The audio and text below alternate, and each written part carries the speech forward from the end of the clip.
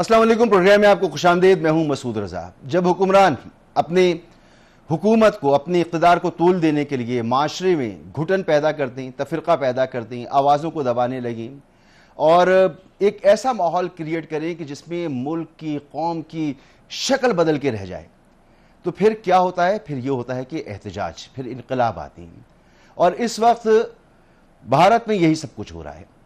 جنتر منتر سے شروع ہونے والا احتجاج، اس کا ایسا کوئی جنتر منتر شروع ہوا ہے کہ پورے بھارت میں پھیل چکا ہے اس وقت. اور معاملہ کیا تھا؟ معاملہ یہ نہیں ہے کہ وہاں پہ صرف خودکشیاں ہوئی ہیں، کیونکہ خودکشیوں کی تعداد اگر آپ وہاں پر دیکھیں تو امتحانی پرچہ لیک ہوا میڈیکل ایگزامز کا، اور اس کے بعد طلبہ نے اس دباؤ میں خودکشیاں کی. 21 لوگوں نے خودکشیاں کی، لیکن یہ 21 سے 35 کا فگر تو ہر روز میں بھارت کا ہے. وہاں پہ خودکشیاں ہوتی ہیں، لیکن اتنا دبایا جا چکا ہے، اتنا پیسا جا چکا ہے وہاں پر اپنے مخالفین کو، آزاد آوازوں کو، میڈیا کو. سیاست کرنے کی آزادی نہیں ہے. تفرقہ ہے مسلمانوں کا، ہندوؤں کا، عیسائیوں کا، سکھوں کا، سب کے خلاف. انتہا پسند ہندو جو ہیں وہ ان کے خلاف ان کو مارتے ہیں، پیٹتے ہیں، ان کا جینا محال کیا ہوا ہے وہاں پر. ایک سیکولر انڈیا کے بجائے ایک انتہا پسند انڈیا بن گیا ہے. نہ صرف وہ انڈیا کے اندر اپنی انہوں نے شکل تباہ و برباد کی ہے، بلکہ آپ دیکھ لیں کہ اس وقت انٹرنیشنل ان کی جو سٹینڈنگ تھی وہ بھی نہیں رہی. بین الاقوامی برادری میں بھی مودی جی ایک مذاق بن گئے. جاتے ہیں تو بین الاقوامی لیڈر سے ملتے ہیں تو صرف ان کی بتیسی کھلی رہتی ہے، مصنوعی مسکراہٹ کے ساتھ لوگوں کو اپنی طرف پکڑ کے گھسیٹتے رہتے ہیں اور لوگ ان سے بچ کے بھاگنے کی کوشش کرتے ہیں. لیکن یہ چمٹ چکے ہیں اب بھارت کی سرکار کو، اور بھارت کے جو پڑھا لکھا طبقہ ہے، جو سیکولر طبقہ ہے، وہ انہیں پسند نہیں کرتا. نتیجہ یہ نکلا کہ وہاں جو خودکشیوں کا رجحان ہے اس سے کم تعداد تھی، لیکن اس ایونٹ کو وہاں کے لوگوں نے، وہاں کے عوام نے، خاص طور پہ جنزی طبقے نے بہت زیادہ محسوس کیا، اور کاکروچ پارٹی نے ایک احتجاج شروع کیا. کاکروچ پارٹی نے احتجاج اس وقت شروع کیا جب وہاں کے سائنٹسٹ اور ٹیچر سونم ونچک جو ہیں وہ انہوں نے اس پر آواز اٹھائی. پھر وہ 20 دن تک بیٹھے رہے ایک بھوک ہڑتال پر، اور پھر ان کو منتقل کیا گیا زبردستی اسپتال، جس کے بعد یہ مظاہرے بہت تیزی سے پھیل رہے ہیں. اب تک 180 افراد اس میں زخمی ہو چکے ہیں. 118 پولیس اہلکار اور 60 مظاہرین اس میں شامل تھے، اور آزاد ذرائع سے ہے کہ اس میں خدا نخواستہ کسی قسم کی کوئی جانی نقصان بھی ہوا ہے. بہرحال یہ احتجاج اب پھیل رہا ہے. وجہ یہی ہے کہ مودی سرکار نے وہاں سانس لینا دوبھر کیا ہوا ہے. انڈیا کی شکل انہوں نے خراب کر دی ہے. کسی ہمسائے سے ان کے تعلقات اچھے نہیں ہیں، کسی سیاسی جماعت سے ان کے تعلقات ملک کے اندر اچھے نہیں ہیں، اور مذہبی انتہا پسندی ایک علیحدہ ہی لیول پر ہے، ایک عروج پر ہے، جہاں وہ کسی کو برداشت نہیں کر رہے. صرف ہندوتوا کی سوچ ہے جو وہ چاہتے ہیں کہ پورے بھارت میں رہے. تو پہلے حصے میں ہم اس پہ بات کریں گے، دوسرے حصے میں پروگرام کی ہم بات کریں گے اس وقت ایران کی صورتحال کی. وہاں امریکہ اور ایران کی جو جنگ جاری ہے، اس میں کوئی بھی فریق پیچھے ہٹنے کو تیار نہیں ہے، اور 13واں دن ہے جس میں ایک دوسرے پر بدترین حملے جاری ہیں. میرے ساتھ اسٹوڈیوز میں موجود ہیں ڈاکٹر رضوان نصیب، ماہر بین الاقوامی امور. ڈاکٹر صاحب بہت شکریہ آپ کا. محترم جناب اویس توحید صاحب، سینئر صحافی، سینئر تجزیہ کار، ہمارے استاد. سر بہت بہت شکریہ آپ کا. اور ہمارے ساتھ موجود ہیں ایئر وائس مارشل ریٹائرڈ اعجاز محمود صاحب. ہم سے دفاعی تجزیات حاصل کریں گے اور بھارت کی صورتحال پہ بھی بات کریں گے. تو ڈاکٹر صاحب ذرا ہم شروع کرتے ہیں اویس توحید صاحب سے. تو سر فرمائیے گا اویس توحید صاحب، بھارت میں جو کچھ ہو رہا ہے، جیسے میں نے ابتدائیہ میں کہا کہ وہاں پر خودکشیوں کا رجحان ہے، کوئی ایسا نہیں ہے کہ دنیا میں جو پرسنٹیج ہے اس سے کوئی بہت زیادہ وہاں پر ہو رہا ہو. ہاں ٹھیک ہے، تھوڑا سا ہے، لیکن یہ جو خودکشیاں ہوئیں اور اس کے بعد جو احتجاج شروع ہوا، تو وہ شعر ہے نا کہ وقت کرتا ہے پرورش برسوں، حادثہ ایک دم نہیں ہوتا. تو مودی نے ایسے حالات پیدا کر دیے ہیں کہ وہاں کے لوگ نکل کھڑے ہوئے ہیں. شکریہ مسعود. بالکل 2000 سے جب سے نریندر مودی کی رجیم آئی ہے بی جے پی کی، تو آپ نے دیکھا ہوگا کہ ہندوتوا نیریٹو کے ساتھ وہ آر ایس ایس ان کے پیچھے ہے، ان کے پورے تھنک ٹینکس، اور انہوں نے مائنورٹیز کو جس طرح سپریس کیا ہے اور جس طرح کشمیر کا تشخص انہوں نے بدلنے کی کوشش کی، بدلا. اور پھر آپ کشمیر کے اندر کس طریقے سے انہوں نے ایک لٹرلی ایک بالکل سانس لینا دوبھر کر دیا. اس کے بعد مسلمانوں کے خلاف انہوں نے جو احتجاج جو مسلمانوں کے تھے جائز، ان کو کچلنے کے لیے ان کے گھر بلڈوز کیے گئے, ان کو لنچنگ کی گئی کہ آپ جو ہے وہ گائے کا گوشت کھا رہے ہیں یا گائے آپ کے علاقے میں ذبح ہوئی ہے. جھوٹے الزامات لگا کے صدیوں سے وہ مسلمان وہاں پہ رہ رہے ہیں ان نیبرہڈز میں, ان کو بھی پتہ ہے تقدس کا یا جو مذہبی رواداری ہے, اور وہ رہ رہے ہیں. ان کو سب کو اس طرح کچلا جا رہا ہے کہ جس کے اندر ایک سفوکیشن کا ماحول ہے, اور جو تشخص تھا یا جو ایک نیریٹو تھا انڈین سوسائٹی کا یا انڈین کی جی سب سے بڑی ڈیموکریسی ہے, سب یہاں سیکولر جو ہے اس کی نارمز ہیں, اور یہاں پہ نہرو جو ہے انہوں نے جواہر لال نہرو نے لینڈ ریفارمز کر دی تھی, سیکولر اسٹیٹ تھا, یہاں پہ مختلف جو مذاہب ہیں وہ یہاں پر ایک ساتھ رہ رہے ہیں, ان کی شادیاں جائز ہیں وغیرہ وغیرہ. وہ جو پورا نیریٹو تھا وہ دھڑام سے گر گیا, اور اس وقت آپ دیکھ رہے ہیں کہ جس طرح بہار کے اندر الیکشنز ہوئے ہیں اس کے اندر مسلمانوں کو کس طریقے سے ووٹ دینے کے حق سے محروم کیا گیا. پھر ویسٹ بنگال میں اسی طرح کی ریگنگ ہوئی جس پہ میں اور آپ یہاں پہ پاکستان میں بات نہیں کر رہے, خود وہاں کی اپوزیشن پارٹی سراپا احتجاج ہیں. جس وقت میں اور آپ بات کر رہے ہیں دلی کے اندر اور دوسرے شہروں میں دسیوں ہزار نوجوان جو ان کا احتجاج ہے اور وہ نریندر مودی سے احتجاج کر رہے ہیں. یہ بیسیکلی جو ان کی سوسائٹی میں گھٹن ہے اس کا احساس ہے. بات تو شروع ہوئی تھی چیف جسٹس سپریم کورٹ کے جو ہے if I recall it correctly, انہوں نے نوجوانوں کو کاکریج سے تجویز دی تھی یا ان کے جو لباس وغیرہ کو, اور وہاں سے یہ معاملہ شروع ہوا.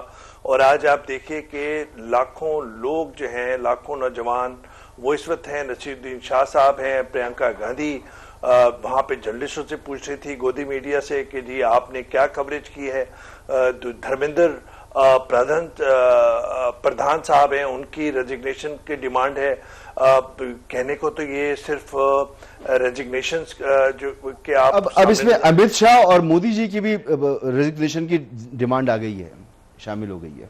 ایبسلوٹلی. تو پرینکا گاندھی یہی پوچھ رہی تھی کہ آپ جو ہے آپ نے امت شاہ سے پوچھا کہ انہوں نے ریزائن کیا, آپ نے نریندر مودی سے پوچھا جو آپ مجھ سے سوال پوچھ رہے ہیں.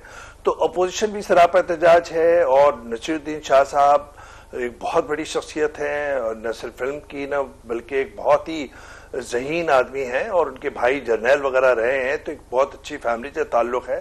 اور وہ اتنا پہلی دفعہ نریندر مودی اور اس حکومت کے خلاف کوئی مذہبی بنیادوں پہ نہیں لیکن ایک جائز بنیادوں پر کہ جی کس طرح آپ نے مائنورٹیز انکلوڈنگ مسلمان جو ہیں ان کو آپ نے کس طریقے سے کچلا ہوا ہے, وہ بھی اس میں احتجاج میں شامل ہے.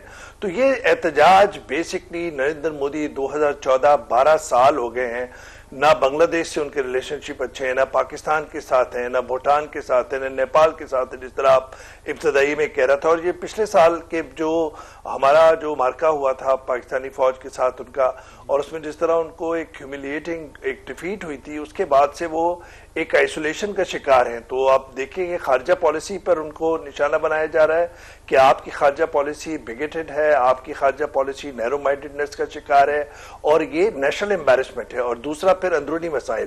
تو میں سمجھتا ہوں کہ یہ ایک طرح دیمک کی طرح چاٹ رہا ہے, اور یہ صرف نریندر مودی کی بی جے پی کے لیے نہیں, یہ ایک ارریپیریبل لاس ہے انڈین سوسائٹی کا جو اس کا امیج تھا. مودی صاحب نے انڈیا کو وہاں دھکیل دیا ہے جہاں انڈیا کو شاید نہیں جانا چاہیے تھا. جس طریقے سے منموہن سنگھ کے بعد انڈیا نے ترقی کی معاشی میدان میں, پھر وہ تعلیم کی طرف آئے, اور جس طرح سے وہ رائزنگ پوزیشن میں تھا, مودی نے بالکل بدل کے رکھ دی صورتحال. تو ڈاکٹر صاحب صرف اپنی اقتدار کی خاطر دنیا میں آپ کی آئسولیشن ہو جائے تو یہ ہوتا ہے جب آپ اپنی اقتدار کے لیے سب کچھ داؤں پر لگا دیں اور آپ کو سمجھ ہی نہ آئے. درست کہہ رہا ہوں میں؟ بالکل درست کہہ رہے ہیں مسعود صاحب. دیکھیں آپ نے اگر تاریخ کا مطالعہ کیا ہو تو آپ کو وہ شخصیات نظر آئیں گی, انہوں نے کیا کیا کہ لوگوں کو ایک نئے الجھن میں ڈال دیا صرف اپنے آپ کو پاپولر کرنے کے لیے, اپنے اقتدار کو طول دینے کے لیے. بی جے پی اور نریندر مودی ان کی قیادت میں انہوں نے کوشش یہی کی. ہندوتوا کی جو پالیسی تھی آپ نے دیکھا ہوگا, اس کی institutionalization starting from courts to the educational institutions. آپ یہ دیکھیں کہ ہاسپٹل میں مسلمانوں کو داخلہ نہیں دیا جاتا تھا. وہ سوچ ساری کی ساری پینیٹریٹ کر گئی ہر ادارے کے اندر. اس کے بعد نریندر مودی نے یہ سوچا کہ اتنا اینٹی پاکستان میں نے کھیلا ہے, اینٹی مسلم کھیلا ہے, مجھے نیکسٹ آسانی سے مل جائے گی. میں یہ کہتا ہوں کہ اب جو ٹرینڈ چلا ہے اس ٹرینڈ کو ریڈ کرنے کی ضرورت ہے. پہلے مہندا راجا پکشے وہ جاتے ہیں شری لنکا سے, انہیں بھی یوتھ اٹھا کے باہر پھینکتی ہے, کہتے ہیں بہت بس ہو, میں آنے والا تھا بہت ہو گیا. سوال میں جی. پھر آ جائیں اولی شرما, پھر آ جائیں حسینہ واجد, اب نریندر مودی کی باری آ گئی, لیکن یہ اس چیز کو سمجھ نہیں رہے. انہیں یہ چاہیے کہ یہ دیکھ لیں کہ لوگ آئے ہیں ایشوز کے اوپر, آپ کو اور بات کر رہے ہیں کہ میں وہ کورٹ کے بنا دوں گا, یہ ہو جائے. لوگ آپ کا آؤسٹر چاہتے ہیں, you step down and the problem is solved. مسئلہ نریندر مودی کی حکومت ہے. آج دیکھیں, ابھی آپ نے خارجہ محاذ پہ اویس توحید صاحب نے بڑی اچھی گفتگو کی. خارجہ محاذ پہ میں یہ کہوں گا کہ انڈیا صرف اپنی اکانومی کے لے کر کے یولوجائز کرتا ہے کہ ہم بہت بڑی اکانومی ہیں.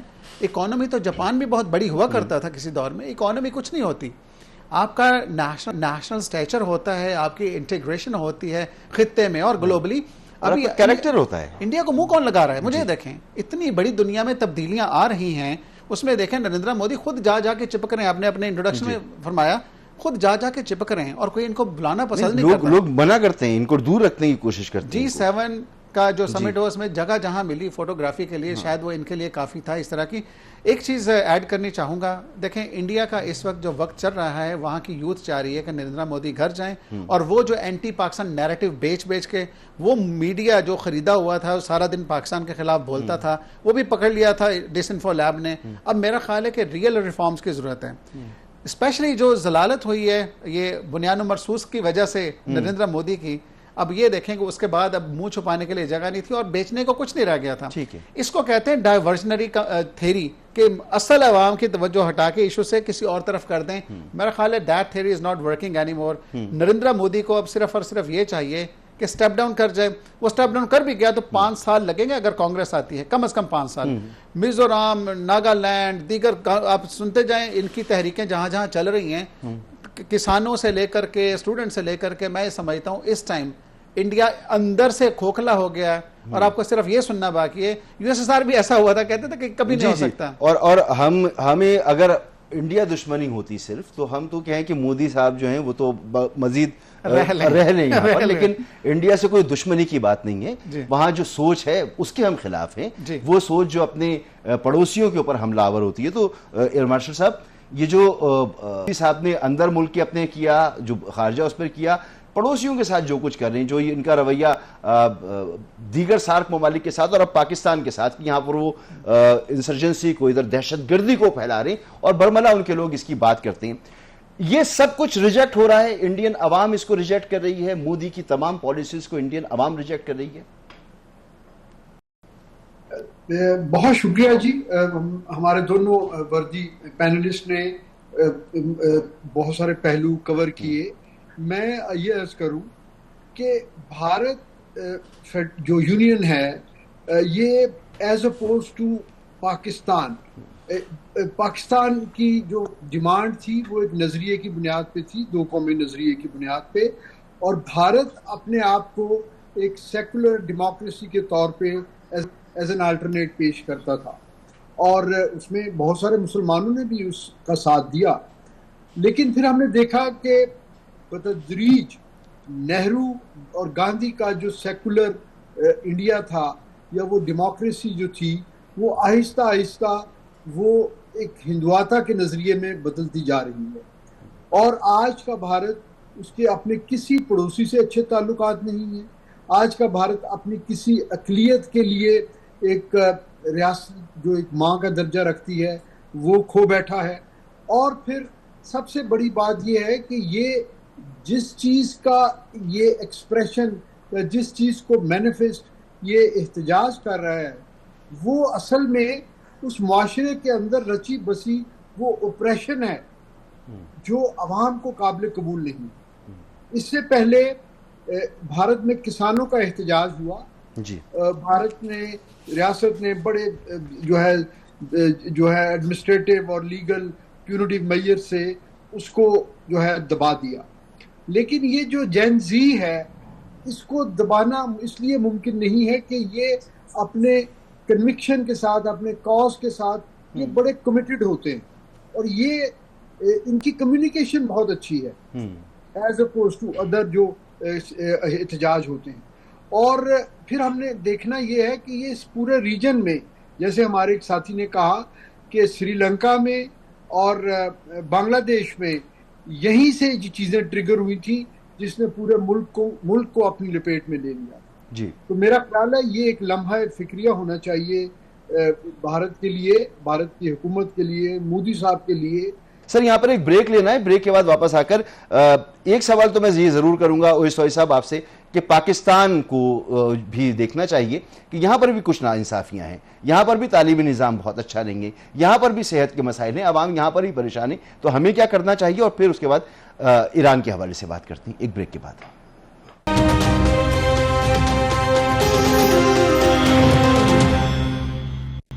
Welcome back. سر اویس توحید صاحب, پہلے سری لنکا, پھر بنگلہ دیش, اب بھارت, جنسی وہاں پر نکلے ہیں, اپنے حقوق کے لیے نکلے, جائز حقوق کے لیے. پاکستان میں کیا سوچنے کی ضرورت ہے, کیونکہ یہاں بھی لوگوں کو بڑی شکایات ہیں, کئی حوالوں سے شکایات ہیں, اور مجھے کچھ کہنے کی ضرورت نہیں ہے, تو کیا ہونا چاہیے پاکستان میں کہ ایسے حالات کبھی پیدا ہی نہ ہوں؟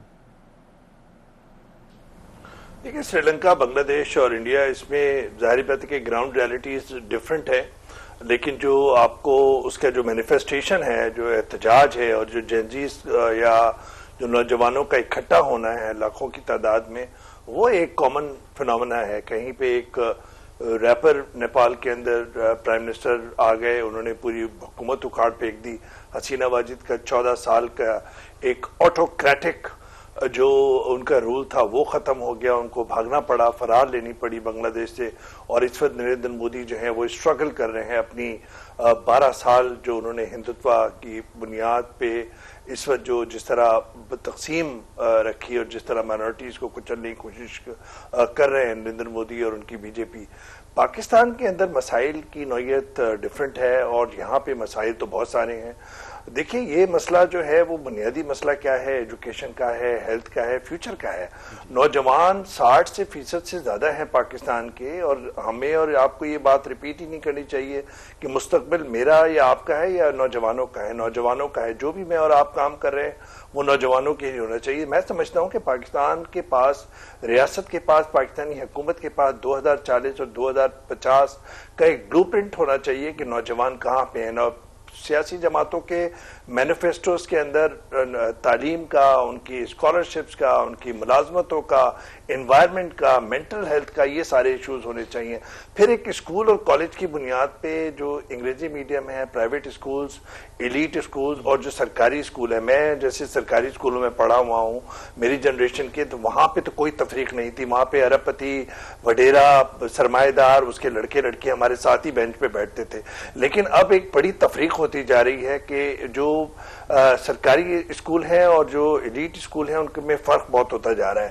تو ظاہری بات ہے کہ پھر ایک جب گلف اتنا بڑا ہوتا جا رہا ہے تو پرابلم بھی ہے. مجھے یہ لگ رہا ہے, آپ جہاں بیٹھے ہیں کراچی شہر میں, یہاں میٹرک سے لے کر اور مقابلے کے امتحان تک کون سا پرچہ ہے جو لیک نہیں ہوا, اور کون سا امتحان ہے جو غلط طریقے سے نہیں ہوا؟ جی سر. ایبسولوٹلی, دیکھیں میں سمجھ رہا ہوں کہ جیسے یہ کیمبرج سسٹم, اس کے اوپر ایک بہت بڑا اسکینڈل ہے کہ 4 سال سے مستقل جو ہے وہ ان کے پیپرز لیک ہو رہے ہیں. ایک پیپر کے 35,000 40,000 روپے ایلیٹ اسکولز کے بچے دیتے ہیں, جس میں میرے خاندان کے بچے بھی شامل ہیں. ہماری تو اسکول کی فیس جو ہے کوئی 100-200 روپے ہوتی ہوگی, ہمیں تو اندازہ بھی نہیں ہے, اتنی کم ہوتی تھی. کالج کی بھی ایسی اور یونیورسٹی کی بھی ایسے. تو مجھے یہ لگتا ہے کہ اس وقت ریاست کو, حکومت کو, نوجوانوں کے جو مسائل ہیں, اور خود میڈیا بھی, میں اور آپ جس میڈیا میں کام کر رہے ہیں, مسعود بتائیے آپ کے کون سا پرائم ٹائم شو ہے جو نوجوانوں کے اوپر ہے؟ یہ تو آپ ابھی بات چھیڑ رہے ہیں. کون سا ایسا ہے جس میں کوئی پولیٹیکل پارٹی, کوئی مذہبی جماعت ایسی نہیں ہے جو سماج پر فوکس کرتی ہو, کسی کا کوئی سماجی ایجنڈا نہیں ہے. تو جی, تو ایبسولوٹلی, تو میں سمجھتا ہوں اس کلیکٹیو ریسپانسبلٹی جو گھر سے شروع ہوتی ہے, اسکول اور مدارس سے شروع ہوتی ہے, اور پھر تعلیمی اداروں, اور پھر یہ ہمارے جو سیاسی لیڈران ہیں اور جو ہماری سیاسی جماعتیں ہیں, یہ ان کا کام ہے. اور جو ہماری اس وقت حکومت وقت ہے کہ اگر ماضی کے اندر حکومتوں نے کوئی غفلت برتی ہے تو اب تو آپ بیٹھ جائیں اور 2040 اور 2005 کا ویژن دے, جس طرح چائنا کے اندر ہے, جس طرح دوسرے ترقی یافتہ ممالک ہے. تو میں سمجھتا ہوں کہ پاکستان کے نوجوانوں میں ٹیلنٹ کی کوئی کمی نہیں ہے. ابھی میں ایک چھوٹی سی مثال دوں گا صرف 1 منٹ کے اندر. ابھی میں لیاری کے اندر سیمی فائنل دیکھنے گیا ہوا تھا فٹ بال کا. آپ یقین کیجئے وہاں پہ جو ہے کون سا ایسا ملک تھا جس کے جھنڈے نہیں تھے, جیسے کون سا غریب علاقہ, اور وہاں پہ بچے بچیاں, چھوٹی بچیاں, کوئی میسی کی شرٹ پہنے ہوئے تھا, کوئی رونالڈو کی شرٹ پہنے ہوئے تھا, جو وہ لائٹ ہاؤس کی قریب سے ایک دکان سے 700-800 روپے کی لیتے ہیں, کوئی فلیگ لیے ہوئے تھا. وہاں پہ کوئی 100-200 آپ چھوٹے چھوٹے گراؤنڈز بنا دیں, باکسنگ کلبز بنا دیں. اسی طریقے سے ہمارے ٹینس کورٹس نہیں ہے, تعلیم کا نہیں, پیڈل کورٹس ہیں اب, پیڈل کورٹ, لیکن اس سے بھی زیادہ داری ہے, وہ بہت مہنگے. بہت امپورٹنٹ آپ گفتگو, اور ویژن جو بھی بنائیں وہ پھر ویژن وہ ہو جس پہ امپلیمنٹیشن بھی ہو, ورنہ ویژن تو بہت سارے ہمارے سامنے موجود ہیں, حسن اقبال صاحب ہوں, چاہے وہ اسد عمر صاحب ہوں یا اس سے پہلے, تو وہ دیتے رہیں. سر ذرا خطے کی صورتحال پر, ویسٹ ایشیا میں اس وقت جو ہو رہا ہے, تو وہاں پر جو ایک تناؤ کی کیفیت ہے, کوئی پیچھے ہٹنے کو تیار نہیں ہے, معاملہ بڑا خطرناک ہو گیا. کوئی تقریباً 1 درجن ممالک جڑ چکے ہیں اس جنگ کے ساتھ. مسعود صاحب, یہ میں سمجھتا ہوں یہ ایگو کی جنگ ہوگی. ایگو کی جنگ انرجی کی جنگ بنی, انرجی کی جنگ اکانومی کی جنگ بنی. اب یہ جنگ مزید پھیل رہی ہے. اب اس میں اہم ترین چیز ہے کہ امریکہ جیسا ملک جس کی جو کریڈیبلٹی تھی وہ اس نے لوز کر دی ہے. Once you sign an agreement you stand to it. Violation جو ہوئی ہے ایران کی طرف سے بھی ہوئی ہے. ایران کو چاہیے تھا تھوڑے سے وارننگ شاٹس کرنے کے بعد, دیکھیں بہت سارے لوگوں کی ہمدردیاں ہیں کہ ایران کو بھی چاہیے, اور جس ملک کو اٹیک کیا گیا تھا جہاں سے ٹریگر ہوتی وہ بھی امریکہ کا جہاز نہیں تھا. ابھی یوں دیکھیں کہ امریکہ پریشان اس وجہ سے ہے, ملٹری ٹارگٹس تو ختم ہو چکے ہیں ایران کے اندر, وہ لوگوں کو ماریں گے, ایسا نہیں ہوتا. آج کے دور میں آئی سی سی اتنی ایکٹیو ہوئی ہے, مارکو روبیو کے بیانات آپ دیکھتے ہوں گے کہ آئی سی سی کو ٹارگٹ کیا جا رہا ہے کہ نیتنیاہو جیسا. شروع ہی انہوں نے مناب کی اسکول پر حملہ کر کے کیا, شجر طیبہ پر, ابھی ان کی تدفین ہوئی ہے. ابھی کیا ان سے بعید ہے سر وہ جو کچھ فلسطین میں ہوا ہے, جو غزہ میں ہوا ہے, ان کی چھتر چھایا میں تو ہوا ہے, انہی کی چھتر چھایا میں. اب ایک چیز بتانے لگا ہوں جس کی وجہ سے امریکنز پریشان ہیں, وہ ہے باب المندب. اسٹریٹ آف ہارمز ہی ہضم نہیں ہو پا رہا تھا کہ باب المندب کا نیا تھیٹر کھل گیا, حوثیز آ گئے. اب حوثیز جب آئے, ابھی دیکھیں امریکہ نے اپنی ڈپلومیسی کے تھرو سعودیز کو کہا ہے کہ ہاں ہم آپ کو 1 to 3 ایگریمنٹ دیتے ہیں, ہم نیوکلیر ایگریمنٹ دیتے ہیں, اس کے ساتھ کچھ اور شرائط بھی رکھی ہیں, جس میں میں سمجھتا ہوں ایک ابراہم اکارڈ کا بھی ایک ایشو ہے کہ ابراہم اکارڈ سائن ہو جائے گا تو we will be giving you this nuclear deal, civil nuclear. اب دیکھیں امریکہ جو دیتا ہے آپ کو, it's never a free lunch. ابھی امریکنز کو یہ چاہیے تھوڑا سا پیچھے ہٹیں, ٹارگٹس ختم ہو گئے. اب آئے دن بیان یہ آتا ہے کہ لگتا ہے ایران سیریس نہیں ہے. ابھی ایران سیریس نہیں, آپ بھی سیریس نہیں ہیں. پاکستان نے جو رول پہلے پلے کر دیا ہے, میں سمجھتا ہوں پاکستان ایک بار دوبارہ وہ رول پلے کر سکتا ہے. ونس اگین جو وارنگ پارٹیز ہے, it's lies, onus is on them, کہ اگر وہ اس چیز کی کمٹمنٹ کریں, پاکستان, ٹرکی, قطر, جنیوا, جو سوئٹزرلینڈ مل کر کے بھی اس کو دوبارہ پارٹیز کو اکٹھا بٹھا دیں اور دوبارہ سے ایک اسی ایم او یو کا ری انسٹیٹمنٹ ہو جائے, یا پھر اس کو تھوڑا رینیوڈ سائن کر لیں, تو میں یہ سمجھتا ہوں مسعود صاحب جنگ کا رک جانا بہت امپورٹنٹ ہے. اگر یہ پھیل گئی نا, میں یہ سمجھتا ہوں کہ جو کسی نے سوچا نہیں تھا کہ چھوٹا سا ٹریگر ہوتا ہے, گلوبل وار بنتی ہے, پھیل رہی ہے نا. میں نے کہا 12 ملک, 12 میں پاکستان کو جوڑ لوں, میں پاکستان کو جوڑ لوں کہ پاکستان بھی اپنے دفاعی معاہدے کی وجہ سے سعودی عرب میں موجود ہے, اور حوثیز اگر کچھ کرتے ہیں تو پاکستان اس کا جواب دے گا. سر میں ذرا آگے چلتا ہوں, ایک بریک یہاں پر لینا ہے ایروس مارشل صاحب, اس کے بعد میں آپ کی طرف آتا ہوں. صاحب نے کہا کہ معاہدہ اب بھی ہو سکتا ہے, لیکن جو 14 نکات سامنے آئے اس میں امریکہ کو یہ پھر خیال آیا کہ جی یہ تو ہمارا سرنڈر ڈاکومنٹ تھا, اس کا ایکسیپٹ نہیں کیا گیا. اب اس جنگ کے بعد اس 14 نکات سے بڑھ کر کچھ امریکہ کو مل سکتا ہے. ایک بریک کے بعد بتائیے گا.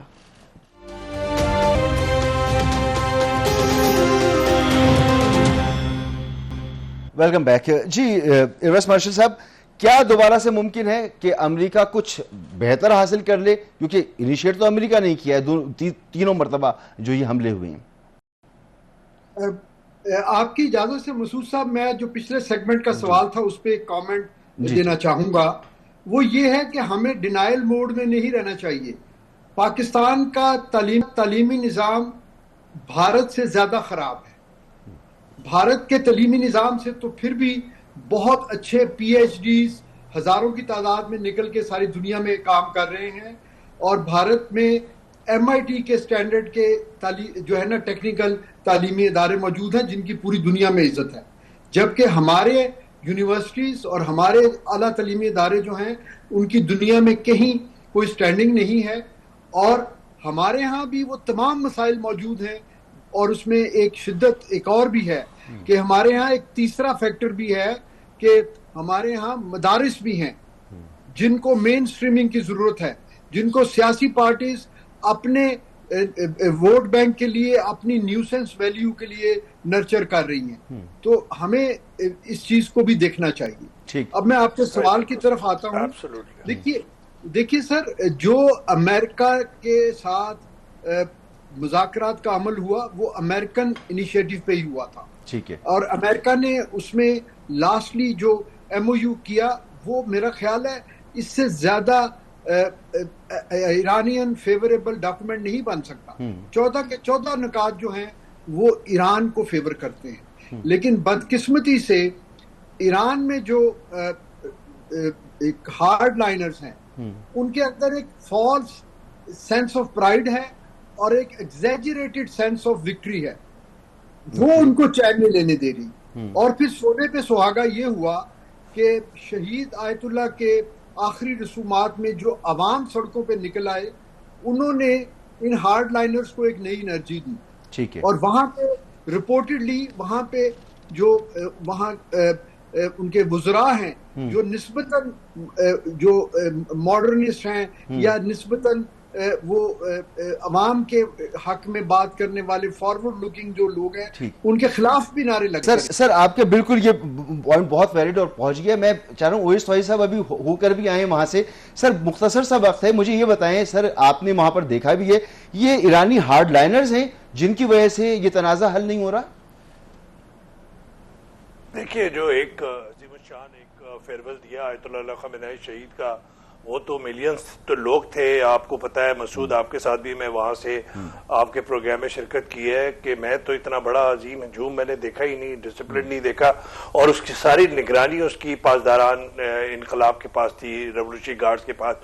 جب میں وہاں پہ تھا اسی وقت یہ کانفلکٹ شروع ہوا ہے کہ اسٹریٹ آف ہرمز کے اندر جو ہے وہ ویسلز پہ انہوں نے وارننگ شاٹس کیے ایران کہ ریولوشنری گارڈز نے, اور اس سے پہلے امریکہ نے ایک آلٹرنیٹ روٹ نکالنے کی کوشش کی تھی عمان کے پاس سے, جس پہ ایران کی لیڈرشپ کو اعتراض تھا. دیکھیں بات یہ ہے کہ جو ابھی میں بالکل ان سے ایگری کرتا ہوں, مجھے لگتا ہے کہ مارشل صاحب کے ساتھ کہ مجھے لگتا ہے مسعود کہ ایران جو ہے وہ تھوڑا سا اوور ڈو کر گیا, کہ اس نے ایک اسٹریٹجک وکٹری حاصل کی تھی, اس نے ایک اپنا فیوریبل معاہدہ حاصل کیا تھا, لیکن وہ یہ سمجھتے ہیں revolutionary guards in my opinion کہ وہ ایک ان کے پاس وقت ہے اور وہ وکٹوریس ہیں اور وہ مزید طول دینے سے جنگ کے ایک اسٹریٹجک مزید گین حاصل کریں گے. گلف ریجن کے اندر ایک ایران ایک مزید ایک قوت کے طور پہ ابھرے گا, اور ہوتیز کو یمن میں اور جو حزب اللہ لبنان کے اندر ہے ان کو ایک سیفٹی وال دیں گے. وہ سمجھتے ہیں کہ وہ اس وقت غیر محفوظ ہیں, لیکن جو اس وقت حالات کروٹ بدل رہے ہیں وہ تو بہت ہی خطرناک اور تشویشناک ہے. باب المندب کے اندر ہوتیز کا یہ دینا تو اس وقت پاکستان کی ایک ریڈ لائن ہے, جہاں تک میری سمجھ اور میری عقل و دانش ہے وہ ریڈ لائن ہے. پاکستان کا ایک ڈیفنس پیکٹ ہوا ہے, پاکستان کے وہاں پہ جیٹ فائٹرز ہیں, وہاں پاکستان کے ٹروپس ہیں, اور ایک نظریاتی ایک جو ہے وہ رشتہ بھی سعودی عرب کے ساتھ ہے, جس کا برملا اظہار کیا ہے فیلڈ مارشل صاحب. یہ پاکستان کا موقف تو بڑا کلیئر ہے, لیکن اگر ایران ذرا سی بھی کمزوری دکھاتا ہے اور ان جہازوں کو گزرنے دیتا, یا اس کے بعد ایران نے کہا بھی یہ ایک ایرر تھا, اس کو جو جس اسٹرینتھ کے ساتھ امریکہ نے اٹیک کیا ہے وہ تو لگتا تھا وہ بیٹھے اس لیے کہ کسی طرح سے اس ایم او یو کو اڑا کے پھینک دیں. نہیں بالکل, آپ دیکھیں دو وہاں پہ جو ہے کانفلکٹ کے لیے فورم بنے تھے. ایک بنا تھا جو پہلا پوائنٹ ہے 14 نکاتی کہ cessation of all hostilities including on all fronts including Lebanon, اس کے اوپر ایک فورم بنا تھا, اور دوسرا اسٹریٹ آف ہرمز کے اوپر بنا تھا. تو آپ اس فورم پر آتے, میرا اپنا ذاتی خیال ہے سفارتی قطر کی لائف لائن بھی اسٹریٹ آف ہرمز سے گزرتی ہے. سعودی عرب آپ کے ساتھ تعلقات بہت بہتر تھے. اس وقت جو ٹرمپ چال چل رہا ہے پرو اسرائیل کہ آپ ابراہیم اکارڈ پہ سائن کریں, اس وقت آپ کو نیوکلیر ڈیل ملے گی, یہ چال ہے. 3 نکات میں آپ کو نقطے سے بتا دیتا ہوں کیونکہ وقت کم ہے. ایک تو یہ کہہ رہا ہے کہ آپ ایران سے دور رہیں سعودی عرب کو، جو اس پورے کانفلکٹ کے اندر پاکستان ٹرکی نے بہت کوشش کر کے ان کو قریب لے کر آئے تھے۔ دوسرا یہ کہہ رہا ہے کہ آپ چائنا سے دور رہیں، آپ ہمارے ساتھ ہی رہیں، اور آخر میں یہ کہہ رہا ہے کہ آپ اگر اسرائیل کے ساتھ آئیں گے تو اسرائیل کے ساتھ آئیں گے، اس کا مطلب یہ ہے کہ وہ اپنی پرانی پوزیشن پر آ رہا ہے امریکہ، اور مڈل ایسٹ کے اندر وہ اسرائیل کے پرو پالیسی کر رہا ہے جو پہلے کانفلکٹ نظر آ رہا تھا اس کے برخلاف۔ تو مجھے لگتا ہے کہ اس وقت بہت ایک سفارتی اور سیاسی سوجھ بوجھ۔ جی استاد صاحب، وقت بالکل ختم ہو رہا ہے، تو ڈاکٹر صاحب ایک جملے میں آپ اتفاق کرتے ہیں، کوئی اختلاف ہے آپ کو؟ میں اتفاق کرتا ہوں، ایک چیز صرف، اس ٹائم جو جنگ بڑھ رہی ہے نا، اس کو روکنا ہے نا، تو امریکہ اور ایران دونوں کو ایک سٹیپ واپس جانا پڑے گا۔ ایک بریک لیتے ہیں یہاں پر۔